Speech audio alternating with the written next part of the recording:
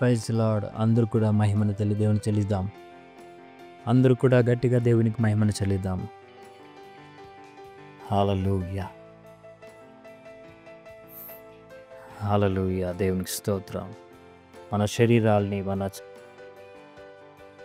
చేతులను పైకెత్తి మన మనస్సును సిద్ధం చేసుకున్నాం. మన మనస్సుని దేవుని వైపు తిప్పుదాం. దేవుని మనం ఎలాగ ప్రేమిస్తున్నాం? యేసు ప్రభువారు చెప్దాం, ప్రభా నేను నిన్ను ప్రేమిస్తున్నాను, ప్రభా నేను ఇలాగ ప్రేమిస్తున్నాను, నీ యొక్క సమయాన్ని ఇచ్చిన బట్టి నీకు స్తోత్రాలు, నేను నీ కొరకే నేను జీవిస్తాను.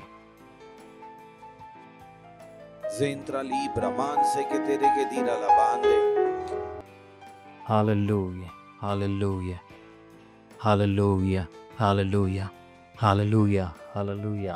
దేవుడు అంటున్నాడు, నీవు నా ఒక మహిమై ఉన్నావు, నీవు నాకు మహిమగా ఉన్నావు. హల్లెలూయా, హల్లెలూయా, హల్లెలూయా, హల్లెలూయా. అందరూ కూడా గట్టిగా చెప్దాం, మహిమ, మహిమ. నేను దేవుని యొక్క మహిమగా ఉన్నాను. అందరూ కూడా చెప్దాం, నేను దేవుని యొక్క మహిమగా ఉన్నాను.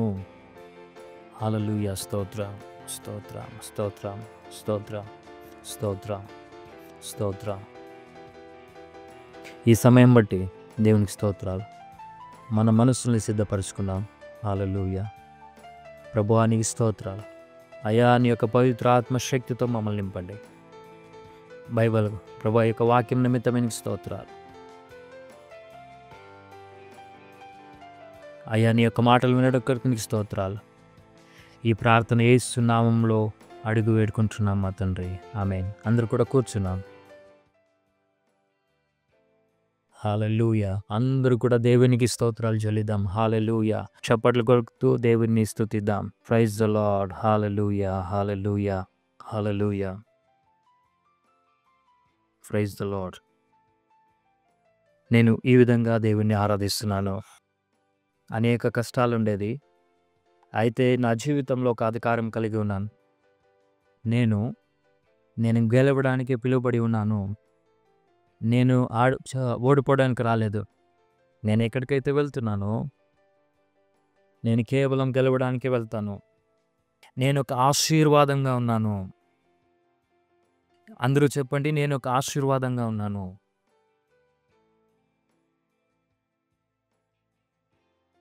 ఈ యొక్క దేవుని యొక్క ఆశీర్వాదము చూడుట వలన ప్రారంభమవుతుంది. ఒక వ్యక్తి యొక్క నూతన జన్మము అనే దాన్ని ఒకవేళ తెలుసుకోలేదంటే వాడు ఎవరై ఉన్నాడు అనేదాన్ని, ఒక వ్యక్తికి నూతన జన్మం లేదంటే వారిద్దరూ కూడా ఒకే విధంగా జీవించడానికి కుదరదు. నేను మరొకసారి చెప్తున్నాను, ఒక వ్యక్తి నూతన జన్మములు ఒకవేళ లేకపోయినట్లయితే, దేవుణ్ణి తెలుసుకోలేదంటే, యేసుప్రభువారిని ఎరగలేదంటే, ఒక వ్యక్తి యేసుప్రభువారిని తెలుసుకోలేదంటే,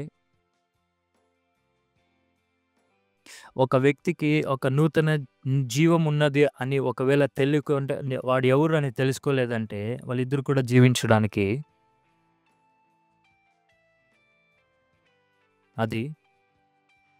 దాన్ని అర్థం చేసుకోవాలి. ఎందుకు ఇది తెలుసుకోకుండా కొన్ని సమస్యలను వాళ్ళు ఎదిరించుకుంటారు. నేను చర్చికి వెళ్తున్నాను, అయితే నా జీవితం ఎందుకు మార్పు చెందట్లేదు? ఆ జీవితాన్ని మనం మార్పు చేసుకోవాలంటే, అయితే దేవుని యొక్క ఆశీర్వాదము నీ జీవితంలో నీవేం చేయాలంటే ఆశీర్వాదాన్ని ఎరగాలి. ఎంతమంది చూడాలి? హల్లెలూయా. అందుకొరకే వచ్చి ఉన్నారు ఈ యొక్క ఆదివారం. మీకందరికీ కూడా తెలుసు దేవునితో ఆశీర్వాదం ఉంది అని. ప్రతి ఒక్క వ్యక్తి కూడా దేవుని యొక్క ఆశీర్వాదాన్ని చూడడానికి ప్రయత్నిస్తున్నాడు. అయితే ఆయన వాడు తెలుసుకోవాలి, నేను ఏమై ఉన్నాను, వాడు ఎవరై ఉన్నారు, నేను ఎవరై ఉన్నాను. అయితే దేవుని యొక్క ఆశీర్వాదము అది చూడటం వలన ప్రారంభమవుతుంది. దేవుని యొక్క ఆశీర్వాదము అందుకొరకే ఈ ఈ యొక్క దేవుని యొక్క ఆశీర్వాదము కొందరు జీవితాల్లో అది పని చేయట్లేదు. ఎందుకంటే చూడట్లేదు కాబట్టి. అందుకొరకే యేసు ప్రభువారు ఆ దేవుని ఆశీర్వాదాన్ని వాళ్ళు ఎరగట్లేదు. చూడటం వలన దేవుని యొక్క ఆశీర్వాదాన్ని అనుభవించడానికవుతది. అయితే మీకు దేవుని యొక్క ఆశీర్వాదాన్ని మీరు చూడాలి. మీకు దేవుని యొక్క ఆశీర్వాదము తెలియాలంటే మీరు ఎవరై ఉన్నారని మీరు ఎరిగి ఉండాలి. అయితే ఈ యొక్క ఆశీర్వాదము మరి నీవు ఏమై ఉన్నదనేది నీ మనసులో మాత్రం కాదు కానీ, నీ ప్రతి క్షణము కూడా నువ్వు ఎవరై ఉన్నావు. నువ్వు పనుకునేటప్పుడు, నువ్వు లేస్తున్నప్పుడు, నీవు స్నానం చేస్తున్నప్పుడు అన్ని విషయాల్లో నీవు ఎరిగి ఉండాలి నీవు ఎవరు అని. నీవు మాట్లాడేటప్పుడు ఎవరై ఉన్నావు? నీవు దేవుణ్ణి మహిమపరుస్తున్నప్పుడు నీవు ఎవరై ఉన్నారో అని నువ్వు ఎరిగి ఉండాలి. మీ యొక్క పేరు 24 గంటలు కూడా మీకు తెలిసి ఉంటది. Praise the Lord. అయితే మీరు రోడ్‌లో వెళ్తున్నప్పుడు అక్కడ ఒక వ్యక్తి నీ పేరు కాకుండా ఇంకొక వ్యక్తి పేరు పిలిచినట్లయితే మీరు వెనక్కి తిరిగి చూడరు. మీ ఎప్పటి వరకు అయితే మీ పేరు పిలవకుండా ఉంటారో మీరు అక్కడ కూడా చూడరు. మీ పేరును ఒకవేళ తీసుకోలేదంటే అప్పుడు మీరు అంటారు, నీవు నాతో మాట్లాడుతున్నావా? వానితో మాట్లాడుతున్నావా? అయితే మీ పేరు నీవు ఎవరై ఉన్నావు అనే దాన్ని నీ యొక్క ఆత్మ, నీ శరీరం గ్రహిస్తుంది. నీ యొక్క ఆత్మ, నీ యొక్క ఆలోచనలు అన్నీ కూడా నీవు ఎవరై ఉన్నావు అనే దాన్ని ఎరిగి ఉంది. అందుకొరకే నీ యొక్క ఆత్మకు నీవు ఎవరై ఉన్నావు అని తెలుసు. మరి నీ ఎదుటి వారికి, నీ పక్కలో ఉన్న వారికి కూడా తెలుసు నీవు ఎవరై ఉన్నావు, నీ పేరు ఏదైంది అని. అందుకొరకే దేవుడు ఆయన తన ఆలోచన ప్రకారంగా వాక్యంలో ఈ విధంగా నీ గురించి ఆయన తెలియజేస్తున్నాడు. ఆయనలో ఉండాలి. నీవు ఆయనలో ఉండాలంటే నీ శరీరాన్ని, నీ యొక్క ఎంటుకలను, నీ యొక్క ఆత్మను, శరీరం అన్నిటిని కూడా ఆయన ఎరిగి ఉన్నాడు. అందరికీ నీవు ఏదై ఉన్నావు అనే యొక్క విషయము దేవునిలో అనేది నీ జీవితంలో జరుగుతున్న అన్ని కార్యాలను బట్టి అందరూ కూడా తెలుసుకోవాలి నీవు ఎవరై ఉన్నావని. అయితే నీ జీవితాన్ని ఈ వాతావరణం అంతా కూడా ఏం చేయాలంటే ఎరిగికాలి. హల్లెలూయా! హల్లెలూయా! హల్లెలూయా! ఎంతమంది ఉన్నారు? ఈ యొక్క మాటలు వినడం చాలా ప్రాముఖ్యం ఇది. ఎందుకంటే ఈ యొక్క లోకంలో చాలా ఫ్రస్ట్రేషన్ ఎక్కువ అవుతూనే ఉంది. ఈ యొక్క వాక్యాల్ని మీరు అర్థం చేసుకోవాలి. మనం ఎన్నో సార్లు ఆలోచన చేస్తూ ఉంటాము. నా జీవితము ఆ విధంగా ఉండట్లేదు. ఎందుకు ఈ విధంగా ఉంటుంది? అయితే ఆ విధంగా నేను జీవించడానికి ఎలాగా కుదురుతుంది అని. నీ జీవితము ఆయన కొరకు నీవు జీవించాలి. ఆయనతో నీవు జీవించాలి అనే ఒక విషయాన్ని దేవుడు తెలియజేస్తున్నాడు. ఈ యొక్క దేవునికి నీ జీవితము ఈ విధంగా నడుస్తుందనే దాన్ని నీవు ఎరిగి ఉండాలి. అయితే నువ్వు 24 గంటలు నీవు ఆలోచన చేయాలి నీ హృదయంలో, నీ మనసులో నేను ఎవరితో జీవిస్తున్నాను, ఎవరితో నడుస్తున్నాను అనే విషయాన్ని. అప్పుడు మాత్రమే నీవు జయంలో జీవించడానికి కుదురుతది. అది నీ యొక్క ఆలోచన అయి ఉండాలి. నీ యొక్క ఆలోచనలు, పరిస్థితులన్నిటిని కూడా తారుమారు చేసేదానిగా పెట్టుకోవాలి. అక్కడ ఆషామాషిగా తమాషా చేసేది కాదు. అయితే నువ్వు ఈ విధంగా ఒకవేళ జీవిస్తున్నట్లయితే నీ జీవితంలో ఏది కలిగినా కూడా నీవేం చేస్తావంటే దాంట్లో అన్నిటిలో కూడా జయించడానికి కుదురుతది. ఎప్పుడైతే ఈ యొక్క ఆలోచనలు అన్నిటిని కూడా ఎరిగి ఉంటావో అప్పుడు నువ్వు జయించడానికి, మరి దేవుని కొరకు బ్రతకడానికి, జయంలో జీవించడానికి కుదురుతది. నేను ఇంకొకసారి మీకు తెలియజేస్తున్నా. బైబిల్ చెప్తుంది, యేసు ప్రభువారు ఒక ఓడలో ఉన్నాడు తన శిష్యులతో. అక్కడ ఒక తుఫాను వస్తుంది. అక్కడ ఉన్నటువంటి యేసు ప్రభువారి జతలో ఉన్న వారందరూ కూడా అక్కడ ఉన్నటువంటి శిష్యులు సామాన్యమైనటువంటి శిష్యులు కాదు. వాళ్ళు చేపలు పట్టేవారు. వాళ్ళు నీటిలో ఈజు కొట్టడం వస్తుంది. అయితే వాళ్ళు ఈజు కొట్టడం వస్తుంది. మరియు వాళ్ళు అక్కడ వాతావరణం అంతా కూడా వాళ్ళకు అన్ని వాతావరణం కూడా తెలిసినటువంటి వ్యక్తులు వాళ్ళు. అయితే అక్కడ ఒక తుఫానొస్తుంది. ఆ తుఫానొచ్చినప్పుడు వాళ్ళనుకుంటున్నారు ఇది చాలా పెద్ద తుఫాను అని. అయితే వాళ్ళు ఆ ఒక వాతావరణం అంతా కూడా చాలా బాగా వాళ్ళు మంచిగా ఈత ఆడగలిగినటువంటి వ్యక్తులు. అయితే వారు ఆ తుఫాను చూసిన వెంటనే వాళ్ళ ఆలోచనలు, వాళ్ళకున్నటువంటి అన్నిటిని కూడా మర్చిపోతున్నారు. ఒకవేళ మీరు ఇజ్రాయెల్‌కి వెళ్ళినట్లయితే అది సముద్రం కాదు. అది ఒక నది. అయితే చాలామంది అనుకుంటుంటారు సముద్రం, సముద్రం, సముద్రం అని. అయితే అది ఒక నది ప్రవహించే ఒక నదిగా ఉన్నదని మనం చూస్తున్నాం. అది హిందూ మహాసాగర్. అది అది పెద్ద సాగరం కాదు. అదొక నది. ఆ ఒక నదిలో ఇంత పెద్ద తుఫానొస్తుంది. ఇది ఇంత పెద్ద తుఫానొస్తుందంటే, అయితే ఈ యొక్క మనిషి యొక్క సముద్రంలో మరి నదిలో ఎప్పుడూ కూడా మల్లాడేటువంటి వ్యక్తి ఆ తుఫాను చూసిన వెంటనే అయితే ఈ విధంగా ఆలోచన చేయకుండగా వాళ్ళనుకుంటున్నారు, వారు పరిగెత్తుకుంటూ యేసుప్రభు వారి దగ్గరికి వెళ్తున్నారు. అప్పుడు ఆ యొక్క తుఫానుకి అంటున్నాడు యేసుప్రభు వారు, "శాంతమైపో" అని. Praise the Lord. అప్పుడు యేసు ప్రభువారు అక్కడ వాళ్ళకొక నమ్మకమొచ్చింది. ఆ మాట అనిన వెంటనే వారి జీవితంలో యేసు ప్రభువారు ఎప్పుడైతే శాంతమైపో అన్నాడో అప్పుడు అనుకుంటున్నారు వాళ్ళు ఒక విశ్వాసంతో. అప్పుడు యేసు ప్రభువారు అంటున్నాడు, "అల్ప విశ్వాసులారా మీ విశ్వాసం ఎక్కడ?" ఎప్పుడైతే యేసు ప్రభువారి దగ్గరికి వెళ్లారో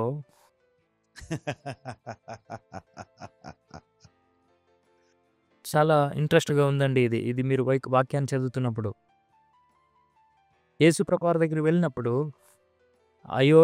ఇప్పుడు నేను అద్భుతాలు చేస్తాను అని ఆయన అక్కడ చెప్పట్లేదు. ఎంతమందికి అర్థమవుతుంది? అయ్యో! యేసు ప్రభువారు అంటున్నాడు, నేనిప్పుడు మీకు ఒక అద్భుతాన్ని చేస్తానని అక్కడ చెప్పట్లేదు. అక్కడ మీరు వాక్యమంతా కూడా బైబిల్ అంతా కూడా చదివినట్లయితే ఎక్కడ కూడా నేను అద్భుతం చేశానని ఆయన చెప్పలేదు. మనం అంటాము యేసు ప్రభువారు ఒక అద్భుత కార్యం చేశాడు అని. అయితే యేసు ప్రభువారు ఎప్పుడు కూడా అలా నేను చమత్కారం చేయలేదంటున్నాడు. ఎందుకు? ఎందుకు? ఎందుకు? యేసు ప్రభువారు ఎందుకు ఆయన చెప్పట్లేదు నేను అద్భుతాన్ని చేస్తాను అని. అయితే మనుషులకది మహత్కార్యము. అయితే పరమేశ్వరుడైనటువంటి యేసు ప్రభువారికి జీవము కలిగినటువంటి అంటే ఆయన జీవిస్తున్నటువంటి రీతి ఆ విధంగా ఉన్నది. హలో! హలో! హలో! అయితే ఒక పురుషుడు ఒక బిడ్డని కంటే మనం ఏమంటాము? అక్కడ అద్భుతం జరిగింది అని. అది అది ఒక నార్మల్ అందరూ కూడా జీవించే ఒక పద్ధతి అని మనం అనుకుంటుంటాం. అయితే మీరు అక్కడ బైబిల్ చదువుతున్నట్లయితే అక్కడ జరిగినటువంటి ఒక అద్భుత కార్యం ఏమిటంటే, అయితే మనుషులకి అదొక అద్భుతంగా ఉంది. అయితే యేసు ప్రభువారికి ఏమైందంటే ఆయన జీవించే ఒక రీతి అదైనది. హల్లెలూయా! హల్లెలూయా! హల్లెలూయా! మీరందరూ కూడా అర్థం చేసుకోండి. మీరు నమ్ముతున్నారని నేను నమ్ముచున్నాను. అక్కడ ఒక ఆడంబరము ఆయన చేయలేదు. ఏదో ఒక విధంగా మాట్లాడలేదాయన. ఎందుకు? ఎందుకు? ఎందుకంటే దేవుడు ఆయన పాపం లేనటువంటి వ్యక్తిగా ఉండి, ఈ యొక్క సృష్టినంతా కూడా తన ఒక హద్దుబందులో పెట్టుకున్నటువంటి వ్యక్తిగా చూపిస్తున్నాడు. Praise the lord. యేసు ప్రభువారి జీవితము పాపం లేనటువంటి జీవితంగా ఉంది. ఆయన ఒక్కడే అయ్యున్నాడు పాపం లేనటువంటి వాడిగా ఉన్నటువంటి వ్యక్తి.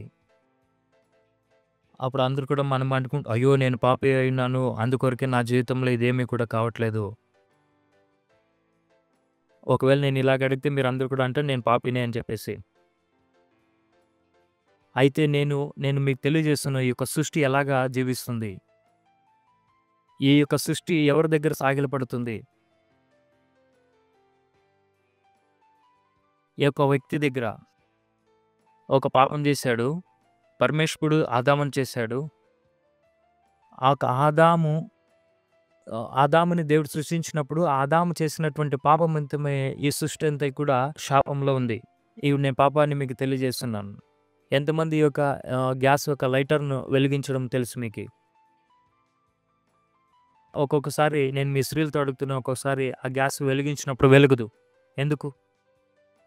ఒక్కొక్కసారి అది ఏమైతుంది దానికి? ఒక్కొక్కసారి మనకు అనిపిస్తుంది ఆ యొక్క లైటర్‌లో నీళ్లు పడి ఉన్నాయని. నీళ్లు పడినప్పుడు ఆ లైటరు వెలగదు. అందుకొరకే ఆ ఒక లైటరు మనం వెలిగిస్తున్నా కూడా అది వెలగట్లేదని మనం ఆలోచన చేస్తాం. ఎందుకంటే తనలో ఉన్నటువంటి ఆ ఒక లైటర్‌లో ఏదో ఒక మార్పు చెందింది. అందుకొరకే మనం ఒక్కొక్కసారి మనం ఆలోచన చేయాలి బయటకు వెళ్తున్నప్పుడు కొన్ని వాతావరణాన్ని. మనము అనేక బయటికి వెళ్ళినప్పుడు మనం అనేకులతో మాట్లాడుతున్నప్పుడు వాళ్ళు మాట్లాడుతున్నటువంటి మాటలు మన జీవితాన్ని పాడు చేస్తాయి. ఆ ఒక విషయాలన్నీ కూడా మనకు వస్తుంటాయి. మనము ఏటీఎం మిషన్ ఒకవేళ బంద్ అయినప్పుడు మనం ముందర నించొని అంటాము ఏటీఎంలో నుంచి డబ్బులు రావట్లేదు అని. ఆ ఒక్క మిషన్‌లో నుంచి డబ్బులు రావట్లేదు. హలో! హలో! అది మీరు చెప్పండి, నేను గెలవడానికి పిలువబడి ఉన్నాను. అయితే నేను గెలవడానికి పిలువబడి ఉన్నాను. అయితే నా జీవితం ఎందుకు ఇలాగుంది నార్మల్‌గా అని. నీవు గెలవడానికి పిలువబడి ఉన్నావు. నీవు ఒక చమత్కారం చేయడానికి కాదు. అయితే ఇదొక నార్మల్ జీవితం కాదు. ఎంతమంది ఇక్కడున్నారు? హల్లెలూయా! హల్లెలూయా! అందరూ చెప్పండి, నేను గెలవడానికి పిలువబడి ఉన్నాను. నేను గెలవడానికి పిలువబడి ఉన్నాను. నేను ఎల్లప్పుడూ కూడా జయించేవాడుగా ఉంటున్నాను. గెలవడం నా అధికారమైంది. ఇది గెలవడం నా యొక్క పిత్రార్జితమైనది. గెలవడం నా స్వభావమైనది. అయితే ఎలాగా?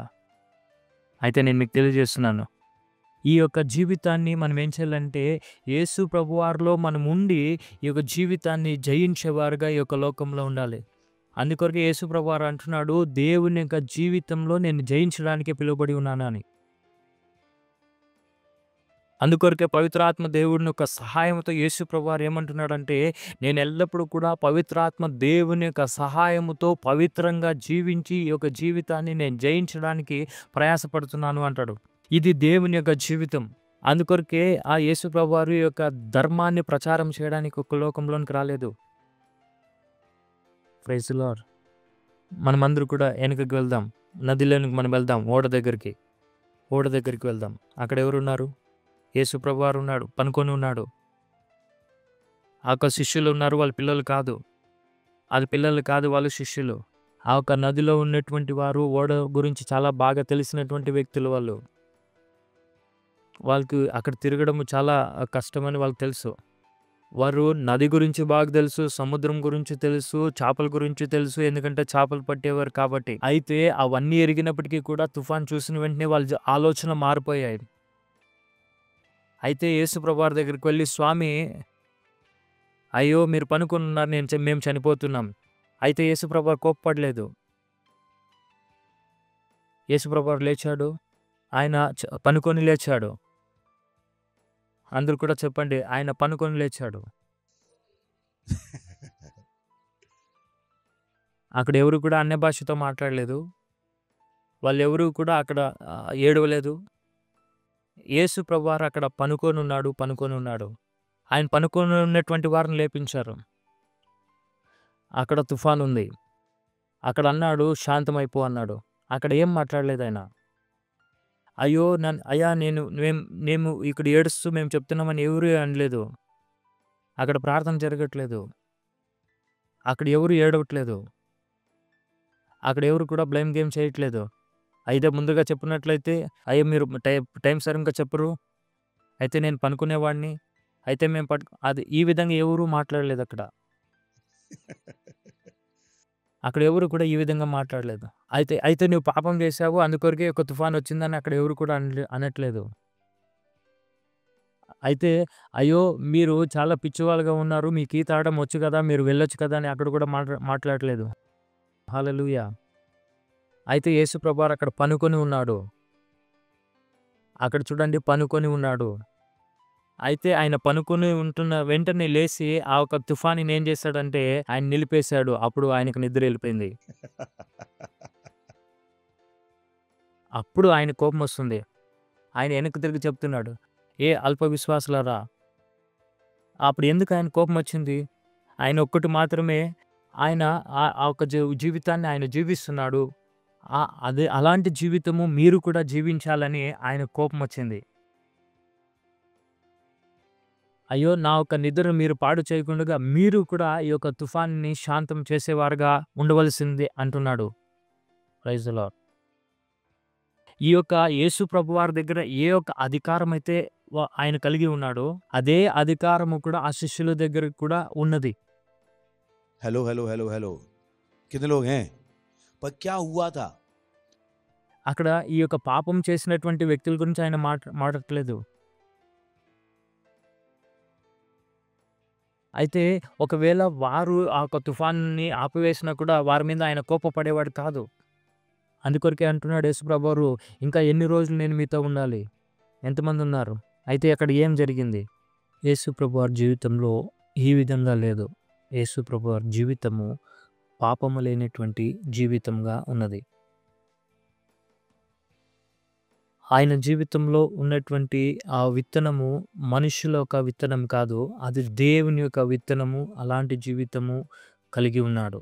శరీరం అనేది మాత్రము ఆ మరియమ్మ ద్వారా వచ్చి ఉన్నది అంతే.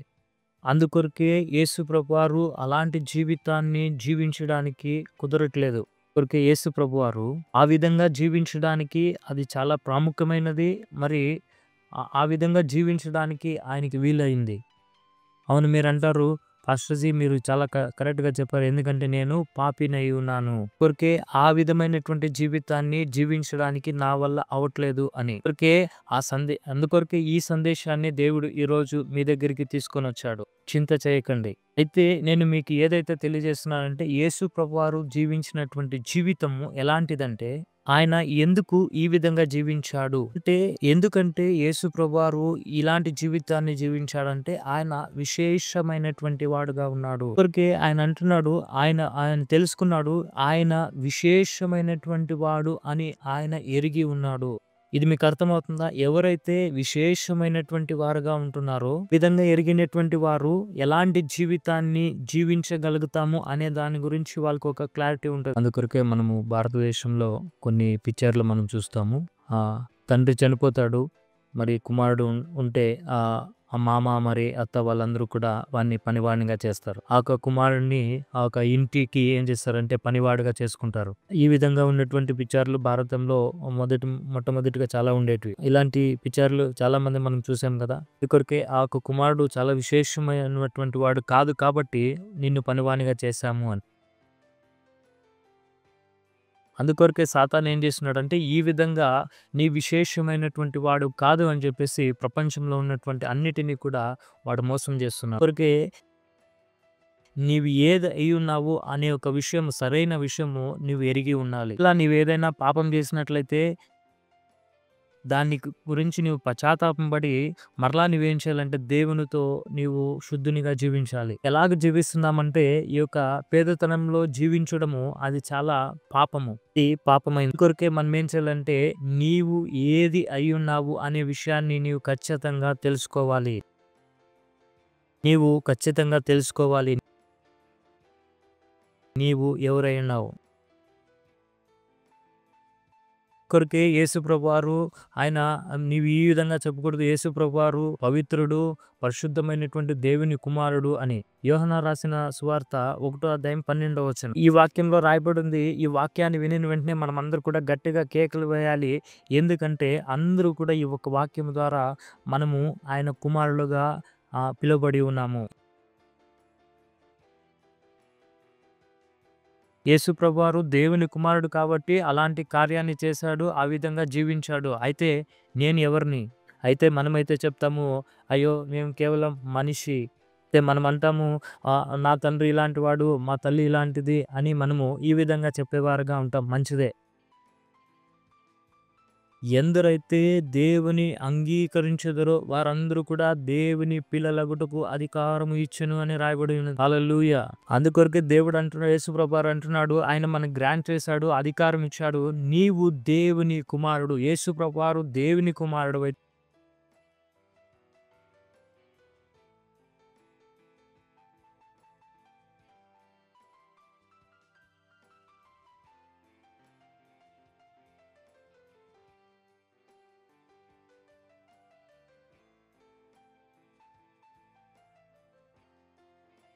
అయితే నీవు కూడా దేవుని కుమారుడుగా ఉండడానికి అధికారాన్ని దేవుడిచ్చాడు. అందుకొరకే ఆయన చెప్తున్నాడు మరలా అందరికీ, ఎందరైతే అంటే ఒక్కరు ఇద్దరు అని చెప్పలేదు కానీ అందరికీ దేవుడు ఏం చేశాడంటే ఆయనలో విశ్వాసం పెట్టిన వారందరికీ కూడా దేవుని పిల్లలగుటకు అధికారం ఇచ్చెను అని రాయబడి ఉంది.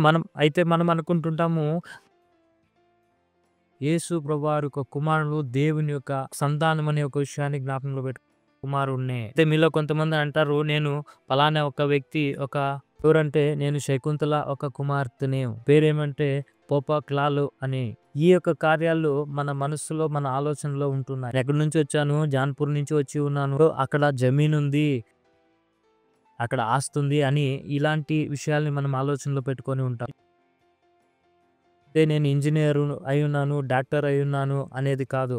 ఇలాంటి ఆలోచనలు మనలో ఉన్నప్పుడు ఏది కూడా చేయడానికి కుదరదు. అందుకొరకే మనం ఆలోచన చేయాలి. నేను దేవుని యొక్క కుమారుడును, కుమార్తెను. మనం 24 గంటలు కూడా మన మనస్సులో, మన ఒక హృదయంలో ఈ విధమైనటువంటి ఆలోచనే కలిగి ఉండాలి. ఈ విధంగా మనం ఒకవేళ జీవించినట్లయితే నీ యొక్క పేరును ఒకవేళ ఎదుటివాడు పిలిచినప్పుడు కూడా హల్లెలూయా! అందుకొరకే మన జీవితంలో ఏం చేయాలంటే ఈ కాంక్రీట్ ఏసేటప్పుడు ఆ కంబీలు మరి మేకులు పెట్టిన తర్వాత ఆ ఒక కాంక్రీట్ ఏసి దాన్ని ఎలాగైతే కట్టె తీసుకొని, కర్ర తీసుకొని పెడతారో ఆ విధంగా మన హృదయంలో మనం ఏం చేయాలంటే యేసు ప్రభువారి యొక్క కుమారుడును, కుమార్తెను అనే ఒక విషయాన్ని 24 గంటలు కూడా మనం ఏం చేయాలంటే మన మనసులో, హృదయాల్లో పెట్టుకొని ఉండాలి. ఆ విధంగా చేసినప్పుడు ఒకవేళ ఎవరైనా ఒకరు వచ్చి నీవు పలానటువంటి మన ఒక తండ్రి పేర్లు చెప్పి, ఓహ్! నేను ఫలానటువంటి వ్యక్తి కొడుకును, ఫలానా ఒక జాతికి చెందినటువంటి వాడును, ఫలానా ఒక గ్రామానికి చెందినటువంటి వాడును అని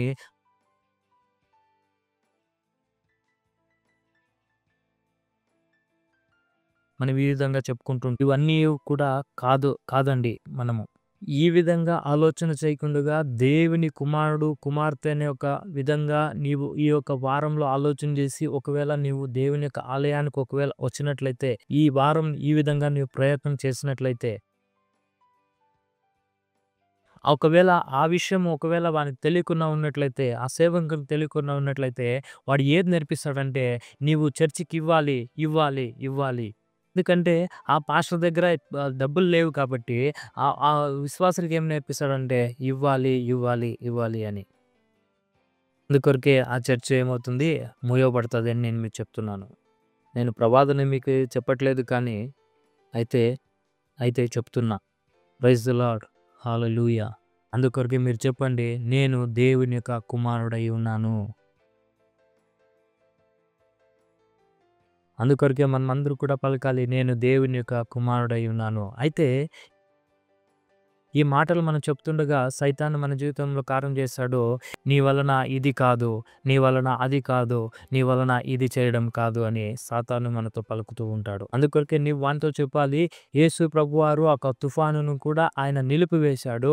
ఆయన దేవుని కుమారుడుగా ఉన్నాడు కాబట్టి, నేను కూడా దేవుని కుమారుడుగా ఉన్నాను కాబట్టి, నేను కూడా ఆ యొక్క తుఫానుని ఆపగలిగినటువంటి అధికారం, శక్తి నేను కూడా పొంది ఉన్నానని మనము సైతానుతో చెప్పగలగాలి.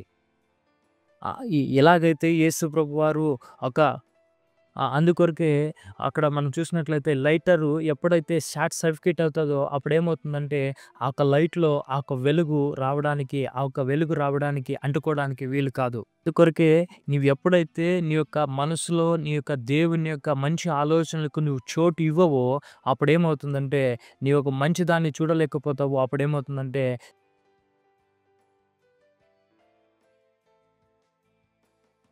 దేవుని యొక్క కుమారుడను హల్లెలూయా!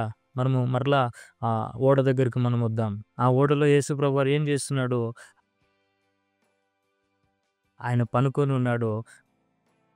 ఆయన దగ్గరికి శిష్యులొస్తున్నారు స్వామి అని. ఇప్పుడు యేసుప్రభువారు అంటున్నాడు, "ఏ ఒక అల్ప విశ్వాసులారా" అని. "మీ యొక్క విశ్వాసము ఎక్కడ ఉన్నది" అని పలుకుతున్నాడు. అయితే యేసుప్రభువారు ఒక ఆశ ఏ విధంగా ఉన్నదంటే, వారు ఆ ఒక తుఫానుని కూడా శాంతం చేయగలుగుతారని ఒక ఆశ కలిగి ఉన్నాడు. అయితే వారి జీవితంలో ఉన్నటువంటి పాపము నిమిత్తమే వాళ్ళు కలిగినటువంటి అధికారాన్ని, ప్రోగ్రామ్‌ని ఏం చేశారంటే, అది మార్పు చేసేసింది. పాపము నిమిత్తమే వాళ్ళ జీవితంలో ఉన్నటువంటి విశ్వాసము పోగొట్టుకున్నారనే ఒక విషయాన్ని మనం చూస్తున్నాం. యేసు ప్రభువారు తెలిసి ఉంది వారి జీవితంలో ఏది జరుగుతుంది అనే ఒక విషయం. ఆ యేసు ప్రభువారు వాళ్ళు దేని గురించి అయితే భయపడుతున్నారో ఆ ఒక విషయాన్ని ఆయన మరలా తెలియజేస్తున్నాడు. అయితే అక్కడ యేసు ప్రభువారు మాత్రమే పాపం లేనటువంటి వాడు. ఇంక అందరూ కూడా పాపంతో ఉన్నవారు అన్న ఒక విషయాన్ని అక్కడ మనం అనుకుంటూ ఉంటాం. మనం అందరూ కూడా పాపంలే.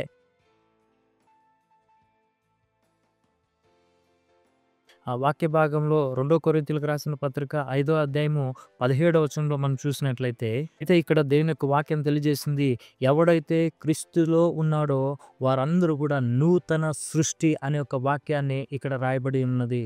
హల్లెలూయా! అందుకొరకే అక్కడ అంటున్నాడు, ఎవడైతే క్రీస్తులో ఉన్నాడో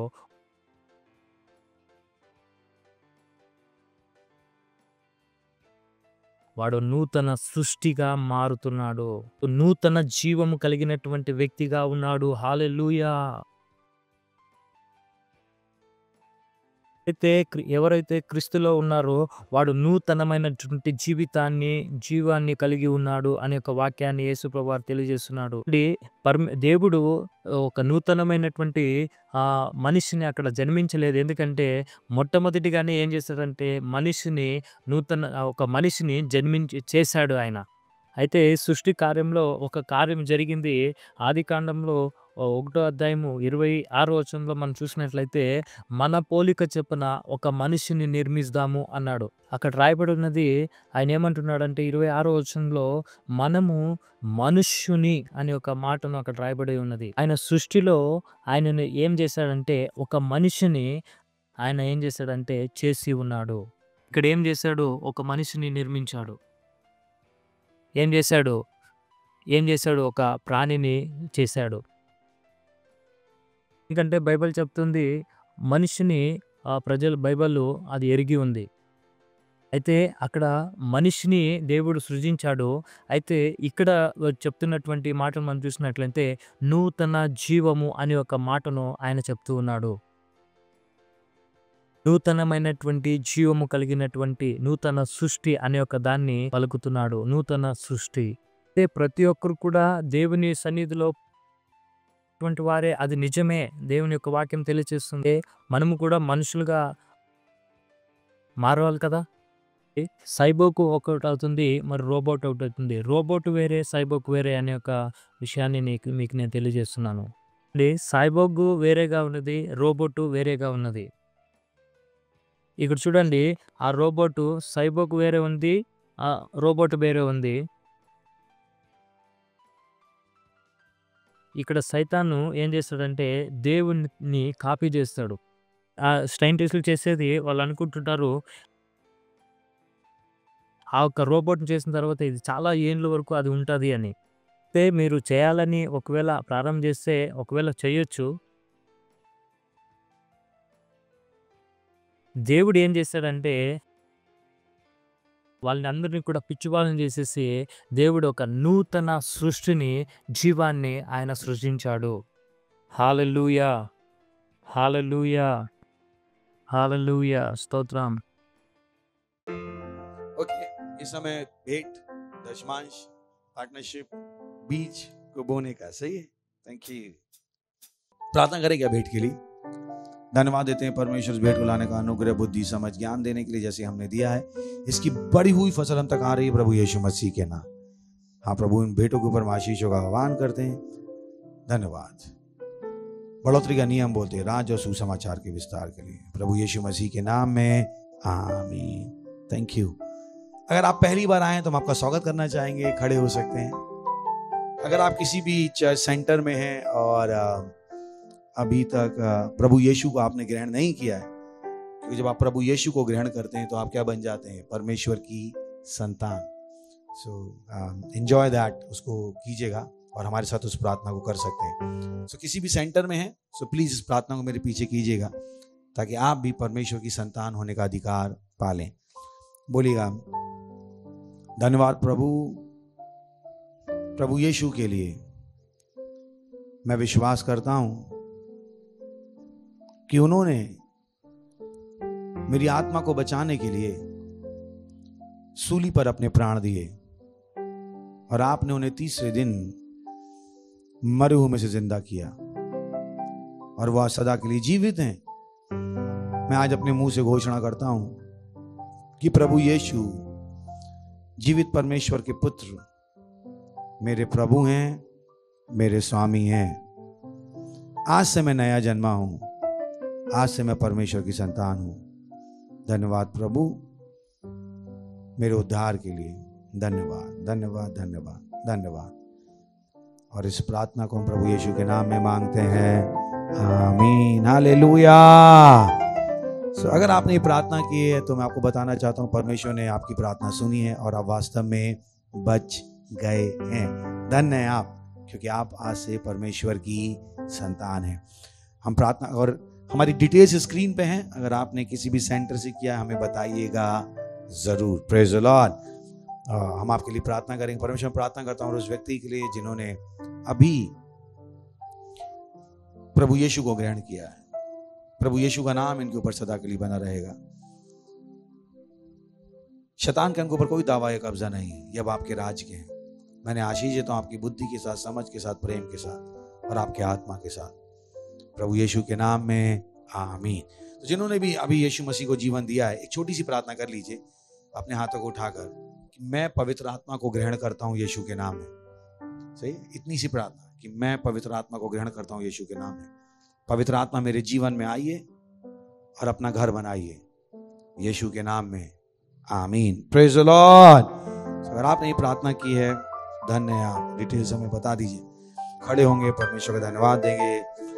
परमपिता का प्रेम, यीशु मसीह का अनुग्रह, पवित्र आत्मा की सहभागिता हमारे साथ सदा के लिए बनी रहेगी, प्रभु यीशु मसीह के नाम में, आमीन। निश्चय ही भलाई और करुणा सदा मेरे जीवन में निवास करती रहेगी और हम सदा के लिए परमेश्वर घर में निवास करते रहेंगे, प्रभु यीशु मसीह के नाम में, आमीन।